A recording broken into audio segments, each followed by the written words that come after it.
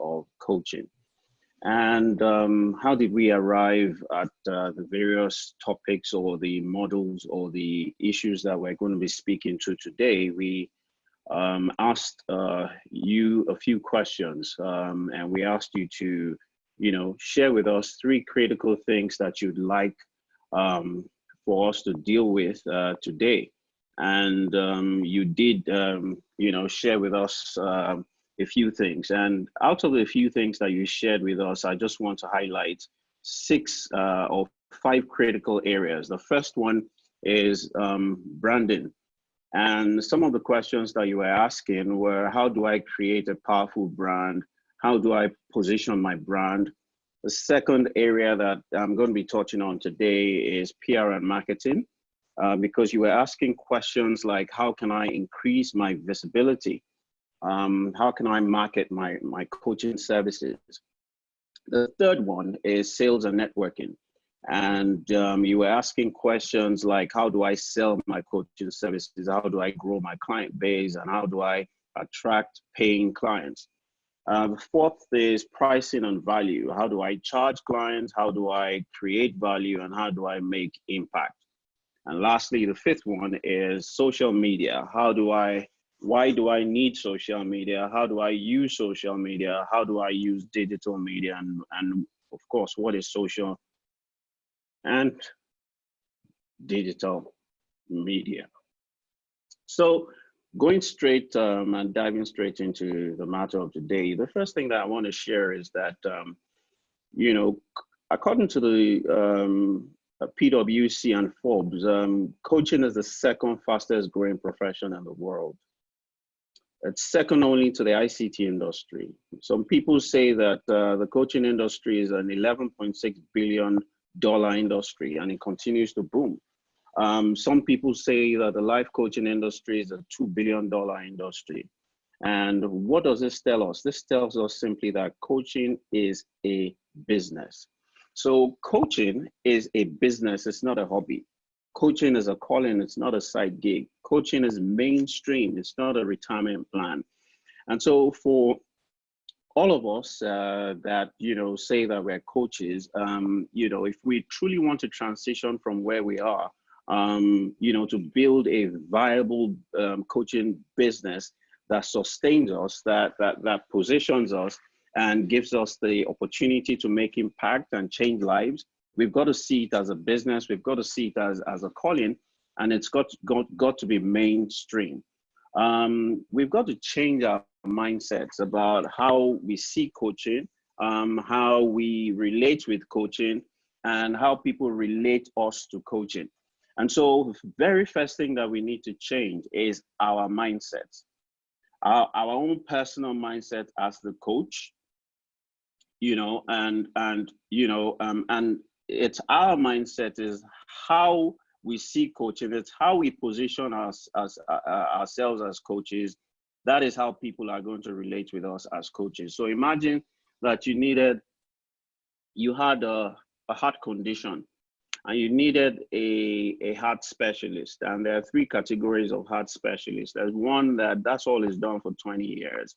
And he's continued, after he left the med school, he's continued to develop himself, acquired a lot more degrees, specializations, and all that he's done in 20 years is heart surgeries and catering to clients with heart conditions. And then you have another medical doctor that goes in and out from China to Nigeria. He buys some clothes, he buys some Tokumbo fridges, Tokumbo cars, and all of that. He sells those, to keep body and soul alive. Then for like 2-3 hours a day, then he's, retires to his medical practice. And there's one that maybe once in a while, maybe once a month or once a week or once every 2 weeks, he sees his clients who have medical issues, but he's doing this, that, and every other thing. Which one of them, if you had a serious condition with your heart, or your child had a serious condition, or your spouse had a serious condition, which one of them would you take serious, and which one of them would you want to work with, irrespective of how much they're charging? And that's how we need to see coaching. Coaching is about transforming lives. Coaching is about transforming businesses. Coaching is about transforming, marriages. Coaching is one of the most powerful interventions, in the 21st century. And we've got to take it as is. So what is branding? When we begin to talk about branding, we need to ask ourselves, these two fundamental questions that some of you have asked. How do I create a powerful brand? And then how do I position myself? But before you can ask that question, you've got to, I'd like to provoke you with a few quotes. Boethius says that in other living creatures, the ignorance of themselves is nature, but in man, it's a vice. So the first thing that I want you to do is I want you to reflect on this quote. In other living creatures, the ignorance of themselves is nature, but in man, it's a vice. This simply means that if a dog, if a cat, if a rat, displays his ignorance and acts and behaves in a certain way, when we look at the dog or the rat or the cat, we say it's a dog, we say that it's a cat, we say that it's a rat. That's what is expected of it. But if man misbehaves, if man is ignorant of who he is or what he is, or who he's not, or what he isn't, he'll be a vice unto himself. He'll be a vice unto the people that are around him and to his sphere of influence. The second quote that I'd like to provoke you with is Francis Bacon's quote. It says that it's a sad fate for a man to die, too well known by everyone, but still unknown to himself. So many people live on earth. Many people pass through this existence without knowing who they are, or what they are, or why they're here, or the purpose for which they exist. And so it's really a sad fate, because many people may know you, many people may know of you, many people may know about you, many people may give you different labels and titles, but you may be unknown to yourself, and that will be a tragedy, according to Francis Bacon. And Socrates says that an unexamined life is not worth living. And I'd like to extend this also to your coaching practice. If you do not do a thorough examination or diagnosis of who you are, what your business is, and how you give expression to the essence for which you exist, you will not fully maximize your potential. You will not fully, find satisfaction, fulfillment, happiness, and prosperity and peace. And so today we're going to do some examination. We're going to do some introspection. I'm going to be asking you a few questions. I'm going to be provoking you, because the most important thing is, to start with you knowing yourself. And second thing is that you've got to know what your brand DNA is. What is your brand DNA? There's a typo there, so it's supposed to be your. What is your brand DNA? And for you to be able to answer the question, for you to be able to discover yourself, you need to be able to answer these few questions. The first one is, who am I? And as important as that question is, more important is who you're not. And so we're speaking in relative terms to your coaching practice, your niche, your promise of value, your unique selling point, and how you're going to position yourself in the market. So you must be able to answer who you are and who you're not, because if who you are is a life coach, then that's who you are, and you're not an executive coach. You've got to be able to accept who you are, because that's the solution that you position to provide. That's the problem that you're positioning to solve. And so who you are and who you're not are answers that you need to find.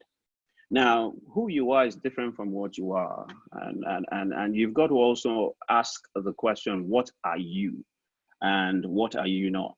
Who you are is a function of your personality. What you are is a function of your essence. And to help you answer what you are is, you've got to ask yourself the question, what solution are you? What particular problem, are you here to solve? And who particularly has the problem that you are a solution to? And so, these three sets of questions are very, very critical to you discovering what your brand DNA is, for you to discover what your coaching niche is, and for you to develop your brand proposition, or what we call your unique selling point as a coach.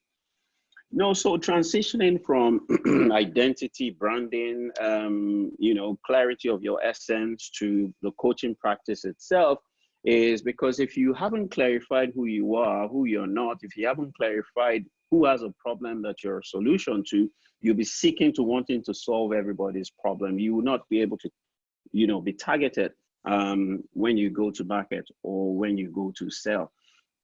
So on the backdrop of you answering the question, who am I not, what am I not, what solution was I born to be, what problems am I positioning to solve, and who's got the problem, you have to now zero in to ask who needs you, and when do they need you, and why do they need you? So who needs your coaching? When do they need your coaching? And specifically, why do they need your coaching? Now, I've got a few answers here, and they're not exhaustive. These are some of the reasons why people need coaching, but you need to come up with, a list of why people need you, and what kind of people need you, and what do they need you for? What are their unique challenges? What are their unique aspirations?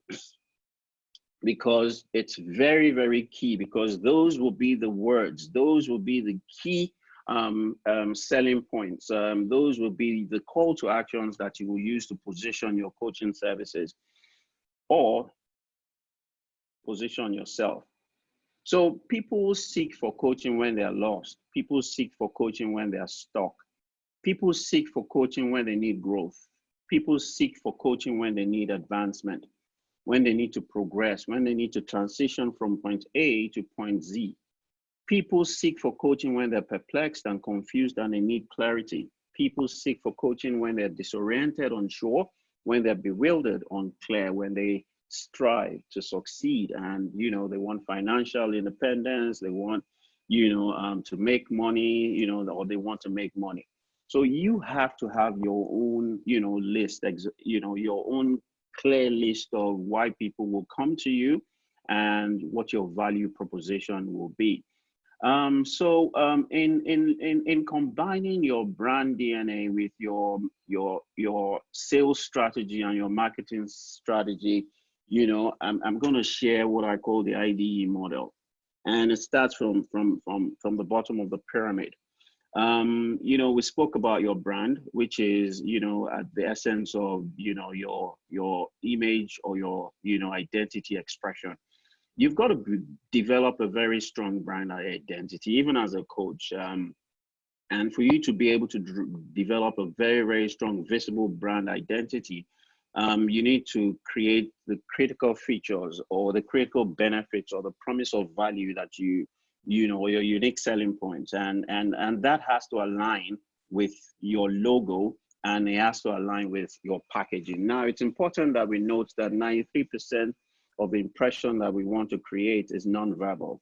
Yeah. And so your appearance, conveys 55% of the impression that you want to convey. Your presentation conveys 38%, and your words convey 7%.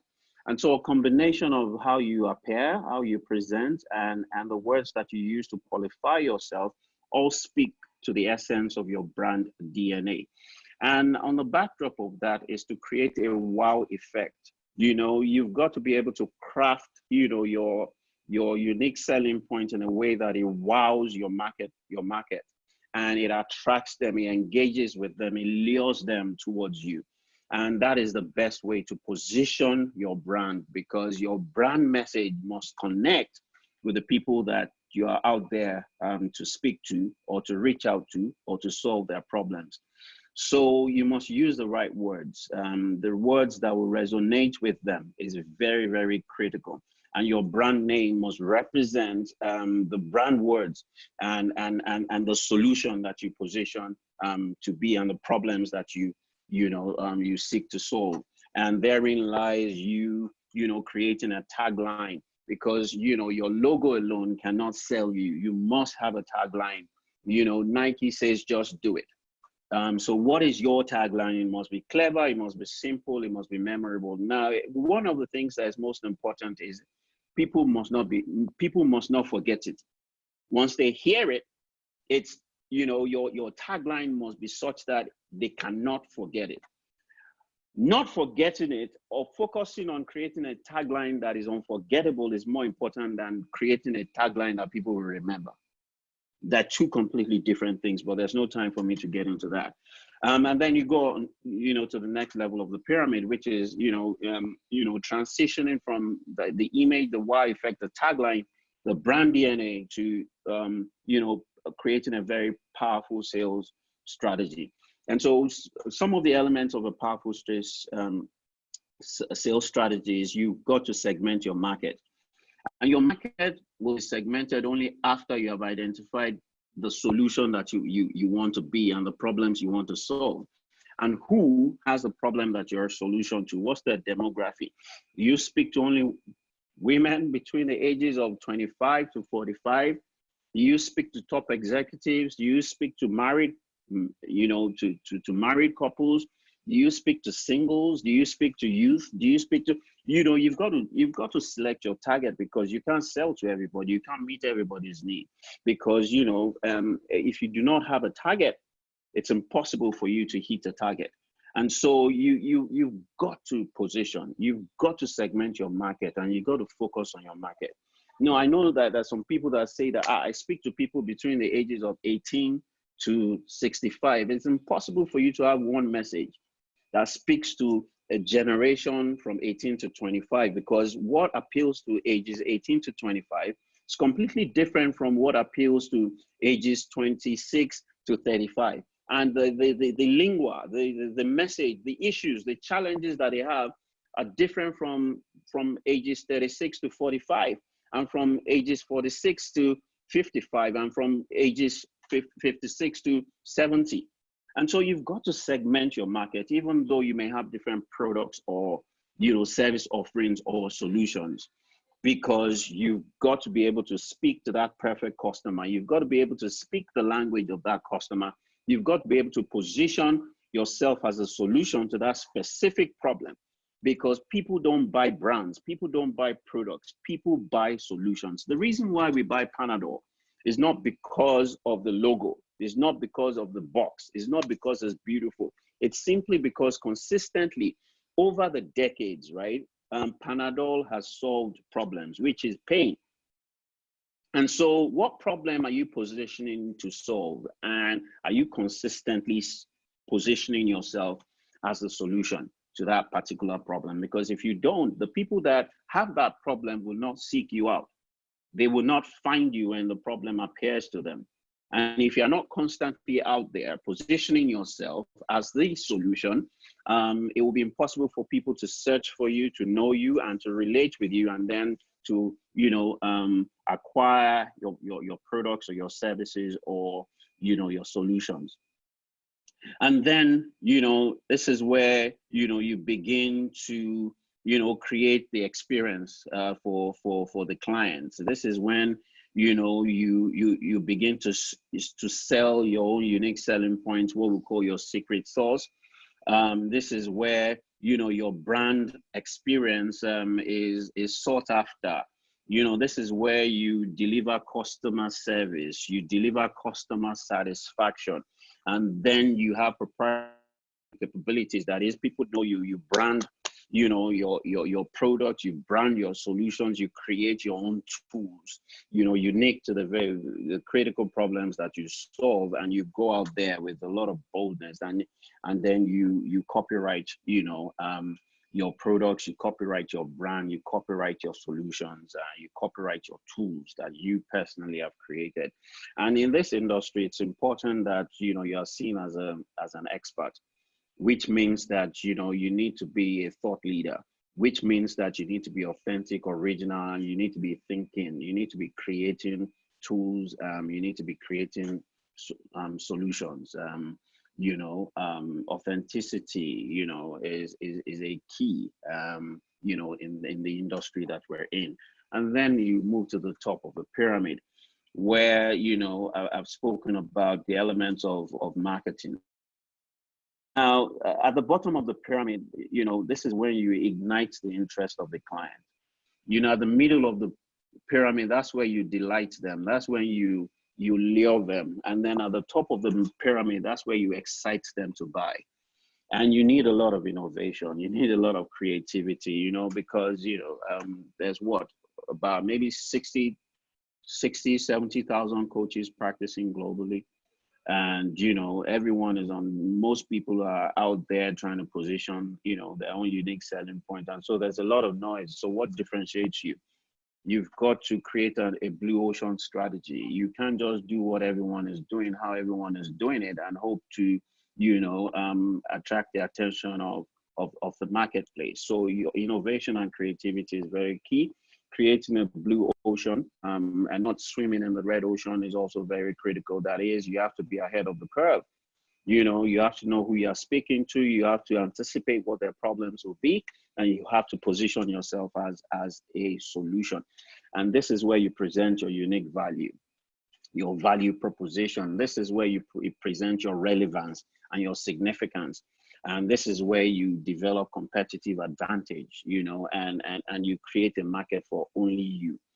And this is, where even you as the service provider, you get excited. And one of the things that you can do at this level is to do a SWOT analysis. What are your strengths, your weaknesses? What are your opportunities and your threats? And you use that to help you develop your brand purpose.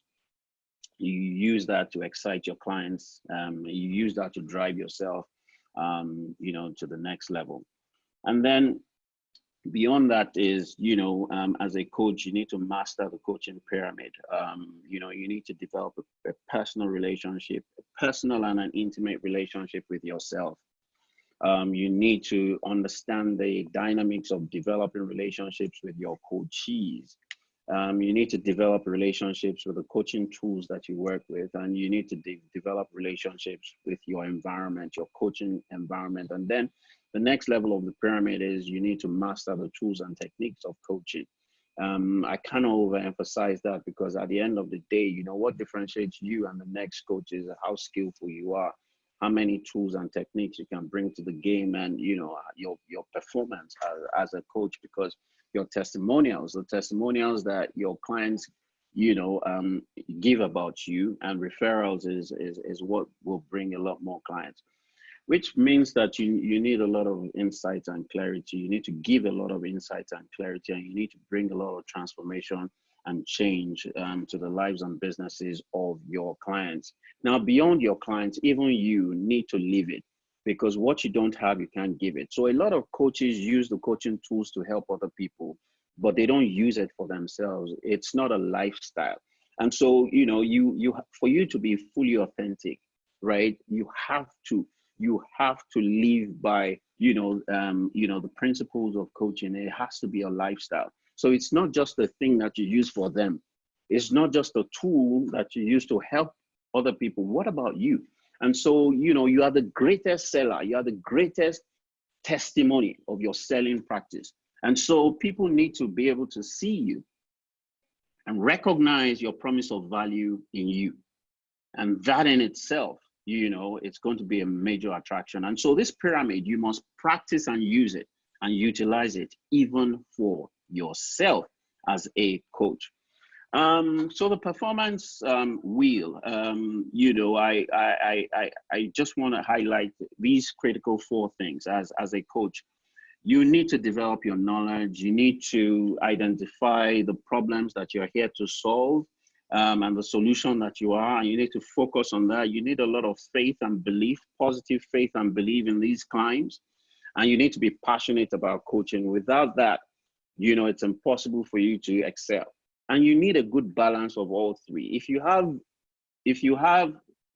as the wheel, shows here, if you have more knowledge than focus, than faith, than fire, right? Imagine a wheel, a car tire like this. The car will not be able to really move fast or function optimally.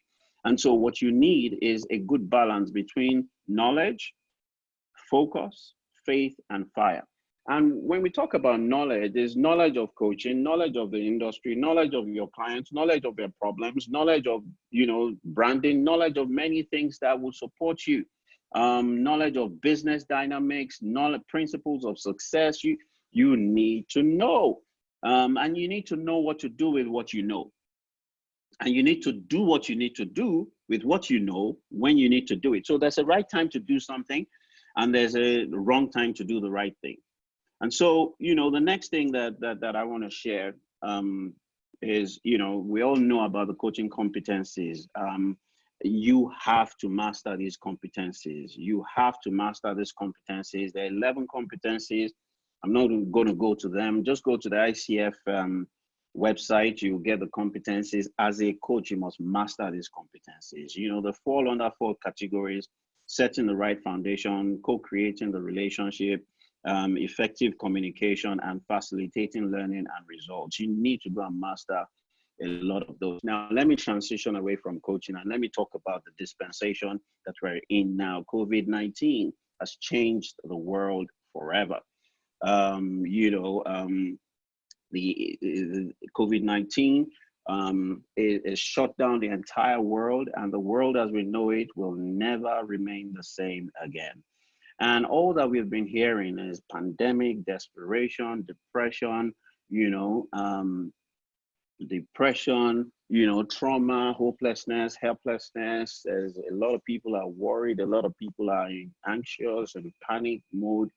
And this in itself is going to create a lack of productivity, a lack of performance, and a lack of profitability. Now,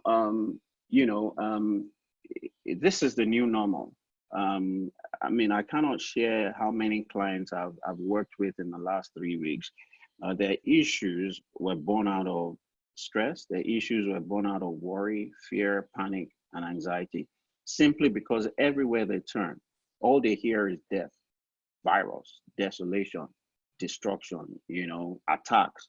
And so the post effect of COVID-19 for organizations and individuals is a lack of productivity, a lack of performance, and a lack of profitability.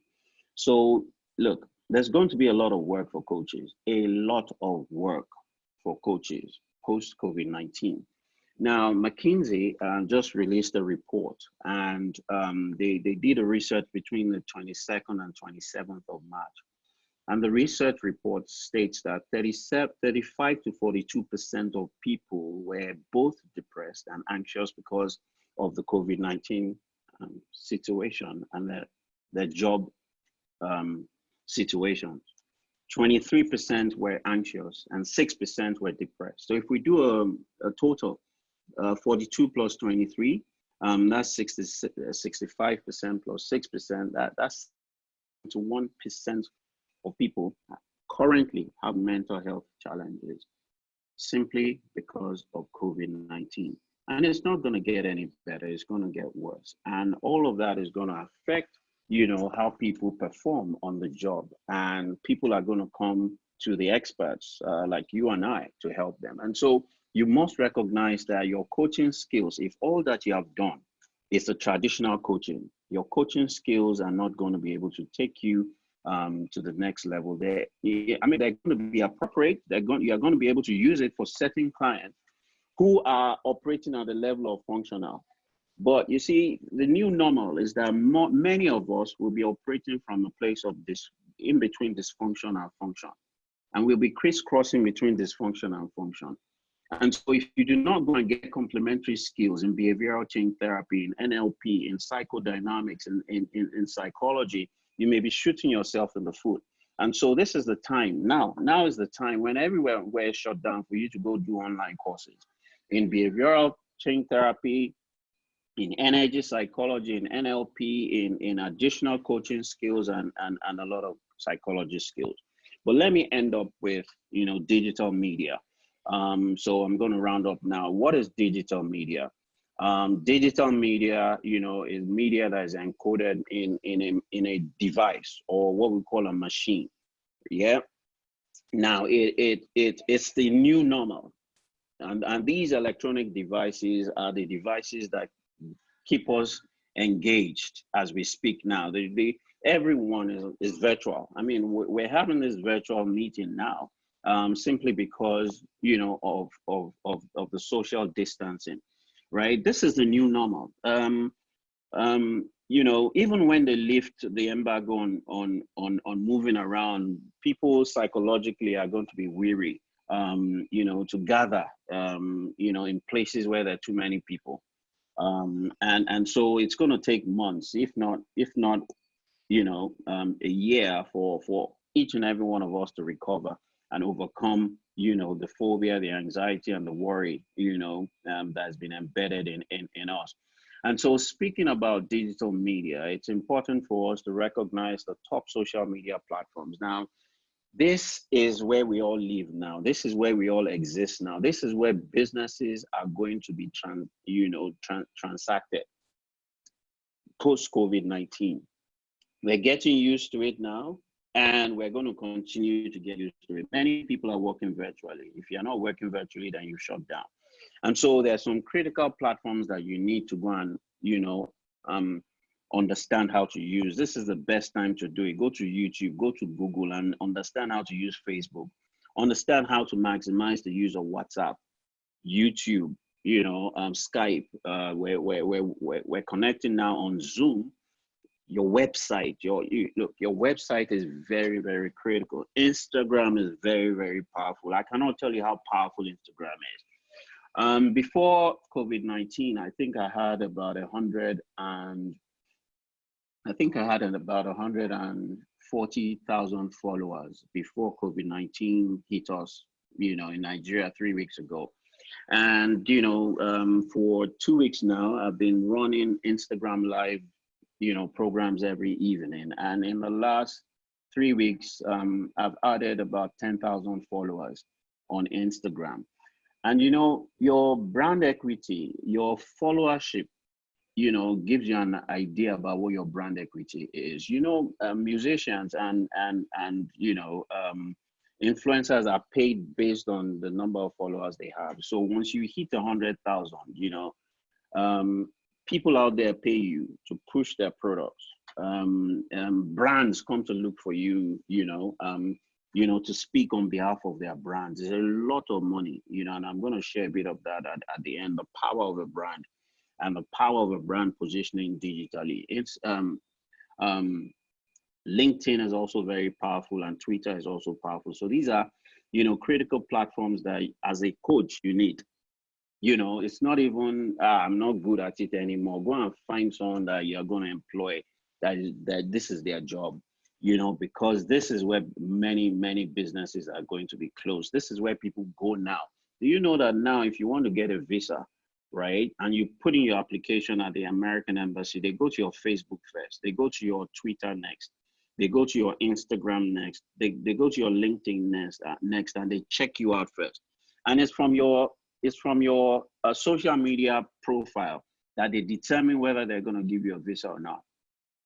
So, you know, it's a new normal. People are using your social equity to rank your debt, how good, whether you will be able to repay debt. They're using it for financial ratings, your social media equity.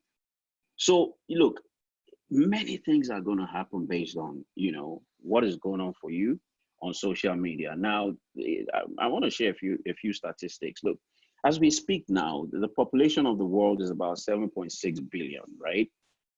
Right here. This is the population of the world right here. Now, there are 4 billion internet users as we speak, which is probably about 60% of the population of the world, or 50% of the population of the world, 55%. There's 3.2 billion active users on social media. There's 5 billion people on mobile users. And there's about 3 billion active mobile and social media users. Now, look, this is another world. This is another world. The world is gone virtual. Before we blink, everyone will have access to the internet and a smart device. This is the new world. This is the new normal. And so if you're not on it, you are just shooting yourself in the foot, because how many people can you go market one-on-one? You know, but if you position yourself on social media and you targeted your target market and you put some little money to it, you can instantly hit 1 million people, 5 million people with your promise of value, with your brand, with your marketing. But if you want to knock on 1 million doors, you know how much money you're going to need, you know how much time you're going to need. So you've got to use, you know, digital media, because there's a lot of spend as we speak now, you know, online. This is a 2015 survey, and in the United States alone, $1.8 trillion was spent online. In the UK, $1.6 trillion was spent. This just gives you an idea of how much money is out there on digital media. That money is waiting for you to take part of it. But you can't take part of it if you do not have a digital footprint. You can't take part of it if you're not clear about what your niche is. Because if people want to look for you, they're going to go and look for you on social media. They're going to go on your website, right? People search for people online now first before they come and knock on your door. Yeah, people will call you. People will send you a DM on your Instagram or your Twitter. People will send you a WhatsApp message or a text message. Look, everything has gone digital. You've got to be smart about it, and you've got to position yourself and use it appropriately. Now, the big question is, will you be found when people search for you on digital media, on any form of digital media? So I did an analysis. I typed in executive coaches in Nigeria. If we type in executive coaches in Nigeria, would you be found? Will your name be found? If we type in life coaches in Nigeria, would your name be found? So the last check that I did, when you type in life coaches, ICF Nigeria comes up first. And then my name comes up second. What do you think people are going to do? They're going to click ICF first, and then they're going to click me. So they're going to choose ICF, and they're going to choose me before they choose any other coach. Why? Because I have a lot of digital footprint. I've positioned myself, and there's no way that I can doctor this. It's the amount of activities that I've put out there in that digital space that brings my name up. And if I continue to put myself out there, right, and position myself, very soon I'll be number one. And ICF will be number two. So ICF, I'm challenging you. Just kidding. You know, but you know, this speaks to the amount of work that ICF has done in terms of visibility, positioning, because when you Google, you know, they come up first in Nigeria. Great work for our PR and branding, you know, and you know, people in ICF. If this is another search that I did, right? I searched for coaching academies and life coach and coaches on another platform, and my coaching academy came up first. And then out of the top 15, my coaching academy and me, I came up twice. And so if someone says, why is this guy the one that is coming up twice? They're definitely going to click me, and they're definitely going to make inquiries about me.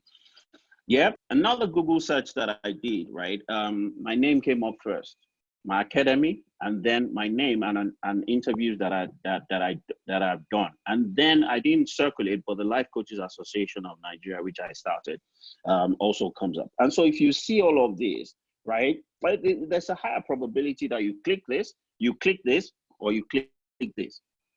Yeah. And so if you do not have, you know, a footprint, digital footprint, it will be difficult for people to find you. This is another search, Life Coaches in Nigeria. ICF comes first, and then I come second. So it is very, very important for you to begin, you know, to create your digital footprint. So I'm going to end with a few quick tips. Now, look, it's important that you create your website. Again, your website. And it's important that, you know, you're on Twitter, Instagram as a coach, as a thought leader, you know, you're on LinkedIn, and you use WhatsApp, you know, to aggregate your network and your position. And then as a thought leader, it's important that you create videos about yourself, your coaching sessions, and you put them up on YouTube, so that when people search, you know, there's something called search engine optimization. When people search you on Google, they can find you on Instagram. Look, all of these, right? Create your digital footprint. What are you posting on a daily basis? On LinkedIn, on Twitter, on Instagram, on YouTube, all of them aggregate, in the web space, and they position you and they help you create a lot of digital footprints. Now, for you to be able to position yourself, content is king. Yeah, and if you do not know what solutions you are solving, what solution you are, what problems you are solving, and who's got a problem you are a solution to, and your niche, you cannot create content. Or so you've got to be able to create content. You've got to be able to curate content. That is, look for content that's speaking the message that you want to give out, and use that content to position yourself, because people are consuming content now. You don't even want to know how much Netflix is making now. Netflix is just smiling to the bank. Even there's a new normal for cinema now. When you produce a movie, right, you put it in the cinemas first. And then after it's done its time and it's round in the cinemas, you put it on platforms like Netflix. Now, the reverse is the case. When you release a film now, you put it on Netflix, period. And so digital platform is taking over in every sector. And so let me round up, by taking you through 7 steps of success, digital marketing. The first thing is you've got to let people know you. Nobody is going to, engage you if they don't know you, because they can't trust you. The second thing, you've got to position yourself as a very interesting person, or you've got to have an interesting proposition that will lure people, entice them. Then you need to be able to gain people's trust. Then you need to be able to involve them in your process, engage them, interact with them, ask them questions about their needs, and position yourself, and then show your difference, and then host them and connect them. That is, bring them into your space, and then give them your promise of value. Don't sell a promise of value at the point where people don't know you. Yeah. So first thing is you need to get their interest. Don't move to, oh yeah, my coaching services is this amount of money, or you know what, this is what I do. Look. First step is let them know you. Second step is, gain interest. Let them be interested in you, entice them, then gain their trust, then involve them, connect with them, build rapport with them, then show them how different you are, and then host and connect them, and then show them your difference. I cannot overemphasize the power of a brand, the value of a brand. I cannot overemphasize that. But let me use this slide to help you understand the value of a brand and the value of a powerful brand. Google's brand is worth $245 billion. Google's brand. Apple's brand is worth $234 billion. Microsoft is worth $143 billion. That just this logo. Yeah, just this logo. That's the brand value. Just this logo. That's the brand value. The question is, what is your brand value? What is your brand value? Because your brand value automatically speaks to your pricing. It speaks to what people are going to pay for your services. Value is a function of perception. And if people don't have the right perception about you based on your brand, it is impossible for them to pay you good money. And so your brand value, your brand position, the perception, your brand perception is what will dictate how much people pay you for your coaching services. They don't care how many years you've been coaching for. What they care about, is perception. Perception is stronger than reality. And so, yes, substance is key. But if the perception about your brand and the perception about your services and the perception about you is not high, people will never pay high for your services. And so, I know that a lot of coaches, like to, to be calm, to hide away, and if that's your style, then you've got to be realistic. We're all coaches now. We understand the growth model. You set a goal, you have to be realistic based on your goal. So if you are conservative, if you are reserved, it will to every action, there's an equal and opposite, opposite reaction. And so I hope that, tonight I've been able to provoke you a bit. I hope tonight I've been able to stir you up. And one of the things that, like I did the last time that I did a presentation, is to offer you, if you're really confused about your brand, if you really want to develop a good brand, if you really want to reposition yourself, if you really want to take your coaching business to the next level, just reach out to me one-on-one, and I'll be able to help you make that transition. The last time I made the offer, a few people reached out to me, and very few people continued with it. The few people that continued with it, have serious testimonies to share in terms of having been able to build their brands, having been able to position their brands, and having been able to take their coaching business to the next level. On that note, I want to say thank you for this opportunity. And then, any questions? Wow. Thank you very much, Larry. That was really great. That was extremely insightful, and we definitely learned a lot in such a short time. And yes, indeed, coaching is a very powerful intervention, especially now at this 21st century. And you made sure that you've emphasized that we need to look at ourselves first if we want to take our coaching business to the next level. And it's really about examining your own life, who you are, who you're not, what you are not. And I guess it's about really practicing those coaching tools that you use for your clients on yourself first. Understand those coaching tools so that you're able to begin to carve out a niche for yourself and identify who needs this coaching that you are offering. Or better still, it's about finding out what problem you want to solve, because you mentioned it before. People don't buy brands, people buy solutions. And I really like that, because it's really about identifying what problem as a coach, because there's so many out there and competition is stiff. What problem are you trying to solve for people? And it's really important that you also develop your own unique tools, your own unique products, so that you have your own unique brand.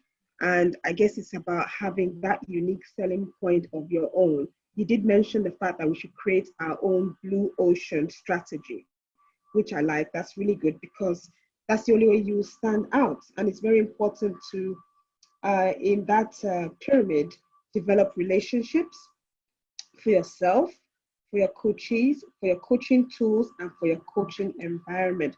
You really emphasized a lot, and you also spoke to the fact that it is very important that we have we build our performance wheel and build our knowledge on focus, faith, and fire. I really like that as well.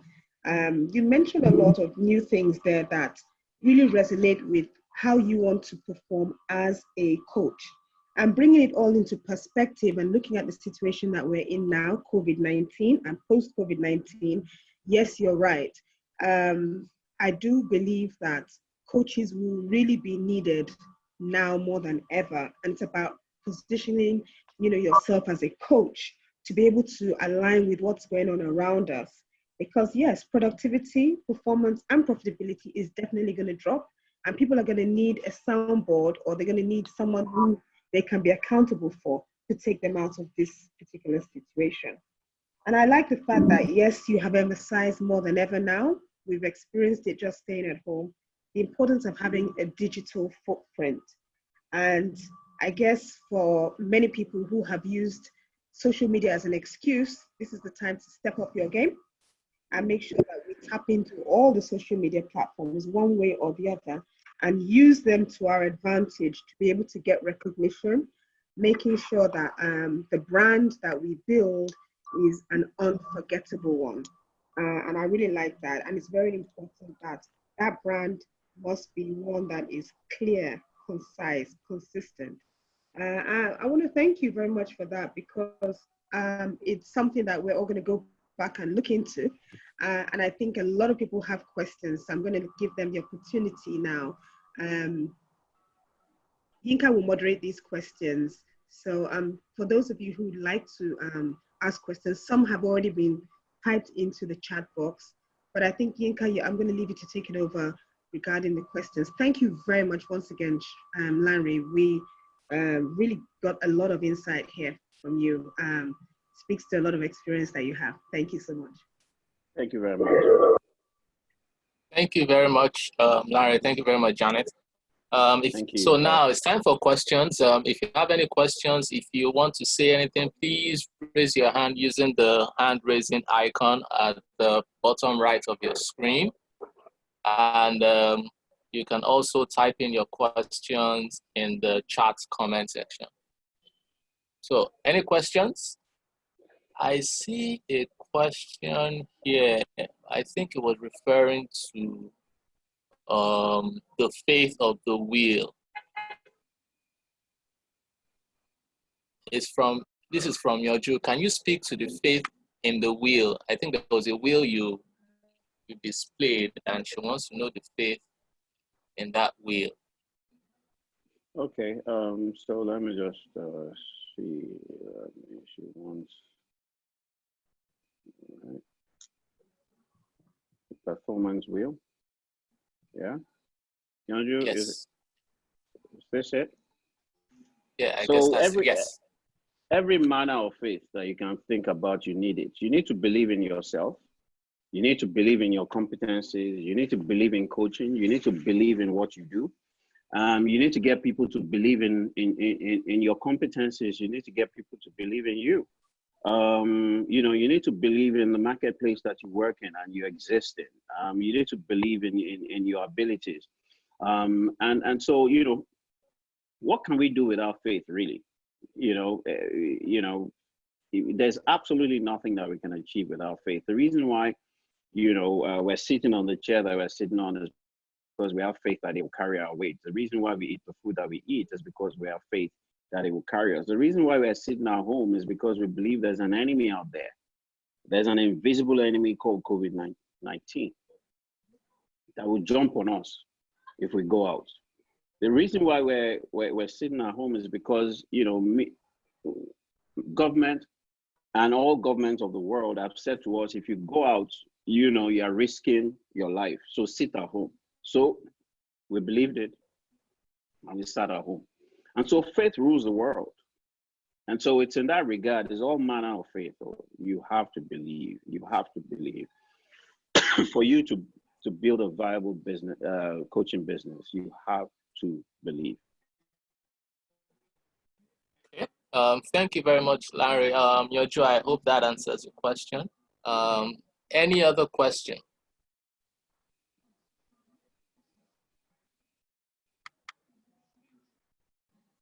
While we wait for questions, please, you can reach out to Lanre personally if you want to build your social media brand. He's open to helping you. Yes. So a question from Celestina. Using your medical doctor analogy, does it mean that it is difficult to run other businesses and also succeed as a coach? I don't know how to further emphasize this. All right. I think one of the things that you need to do is to read the tipping point. You know, who wrote it again? Goldman, yeah. Go get the book Tipping Point. He says in the book that you need 10,000 hours of practice to master anything. So 10,000 hours. So let's imagine, right? Let's do the mathematics. Let's imagine that you invested 10 hours a day. Yeah. How many days will it take you to reach 10,000 hours? That's 1,000 days. If you divide that by 365 days a year, so it will take you 3 years. If you focused on one thing, 10 hours a day, right? It would take you 3 years.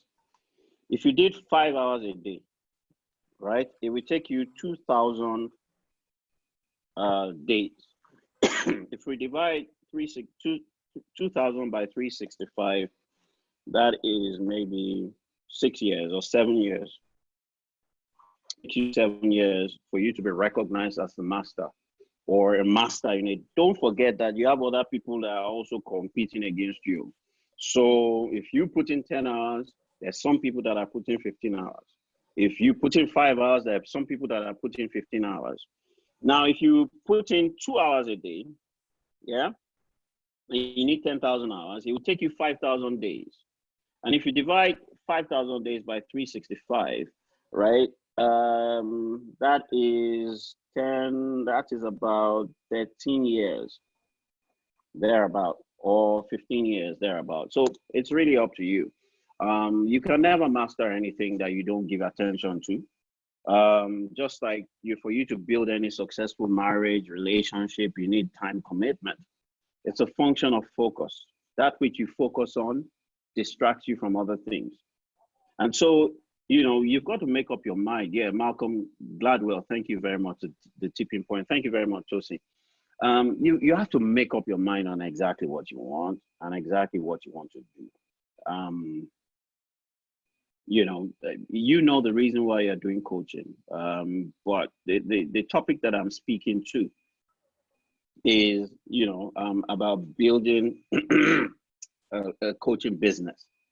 So, I wasn't asked to come speak to how can you manage multiple businesses. I used to run 14 businesses, from telecoms to engineering. I studied civil engineering in school, and I ran my civil engineering practice for about 15 years. I also was Econet and MTN. I was one of their top 10 dealers. When the telecom started, I had fashion outlets, I was doing home automated systems, but one day I was praying about 20 years ago, and God told me to shut down all my businesses and focus on coaching. 20 years ago, nobody even in Nigeria, except the two people that I met doing, NLP, Ade and Dudum Peter side, and kudos to Ade and Dudum, because I did speak to them at that point in time, and I got a lot of encouragement from both of them. So they are the grandfathers, of NLP in Nigeria. So I saw them focus. I saw them. That's all they've done since I met them doing it. And I asked myself, if you want to succeed in any chosen field of endeavor, what do you need to do? Bill Gates had to resign as CEO of Microsoft to focus on the Bill and Melinda Gates Foundation. So some people are asking me, what about Warren Buffett? Warren Buffett manages funds. And so he buys shares in different businesses, or he's a fund manager. And so if you really want to be known for something, it's impossible for Lionel Messi to play basketball, to play cricket and play, soccer and win Ballon d'Or, all the Ballon d'Or that is won. So it's a bit tricky. If you want to be known as, someone that is doing many things, that's fine. There's nothing wrong in that. It's what you want. And that's why you have to ask, who am I not? What am I not? What solution do I want to be? So it's really up to you. Okay. Thank you very much, Lanre. Celestina, I hope that answers your question. We have another question here from Yemisi Akiode. And it says, at what point during your journey as a coach do you narrow down on your niche / segment? E.g., should a life coach narrow down on one aspect of the wheel, e.g., relationship or health?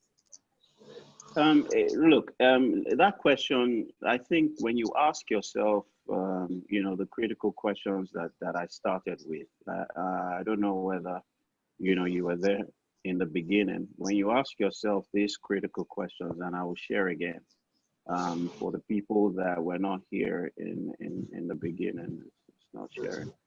I'm coming. I just want to share this slide. Can you see the slide? So if you ask yourself this question, who am I? Who am I not? What am I? What am I not? What solution am I? What problems do I solve? And who have the specific problems that I solve? If your solution is to help people with their life problems, then you know what you're there for. If your solution is to help people with health, and wellness problems. You know what your niche is. So you have to be able to truthfully and honestly answer these questions first, because it's first function before form. It's first function before branding.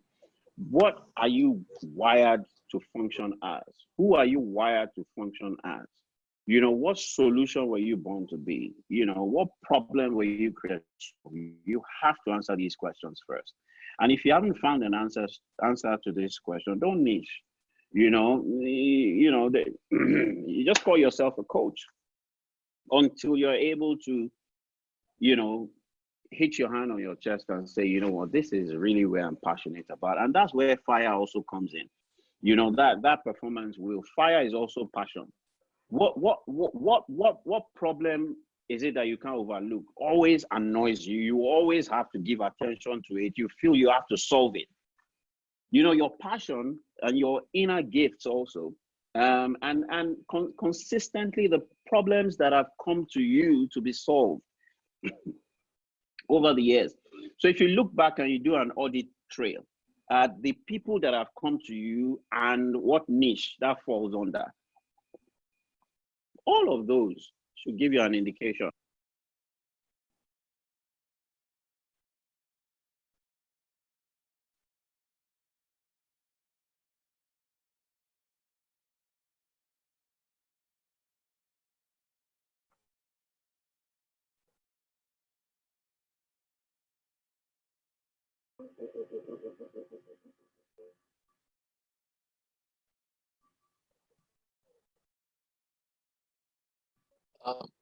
Lanre, we can't hear you. No, we've lost your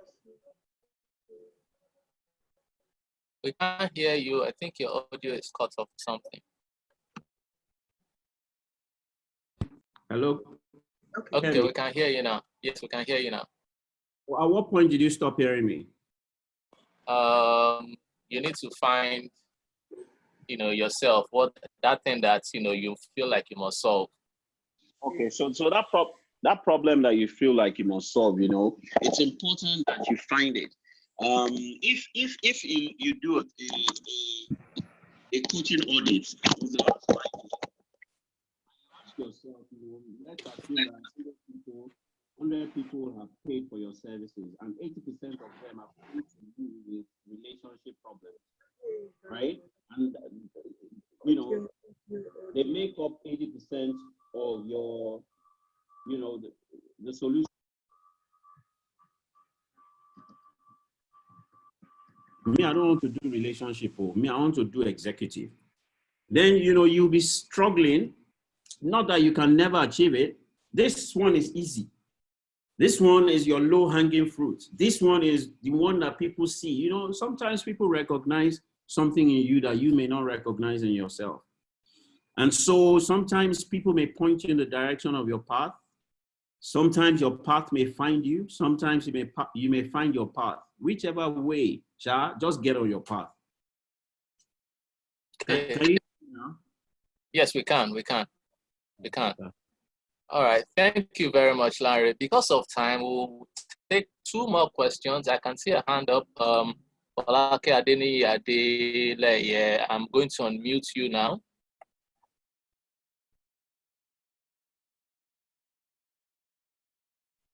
Yes, Falake.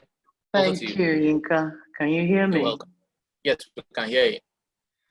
All right. I just wanted to use the opportunity to say a big thank you to ICF and to Lanre as well. I remember over a year ago, TA actually facilitated something similar that Lanre spoke to us about. And I must admit that not long after the call, I was one of those that actually got in touch with Lanre. And I know that a lot of what he's saying seems like a lot of, sweet talk.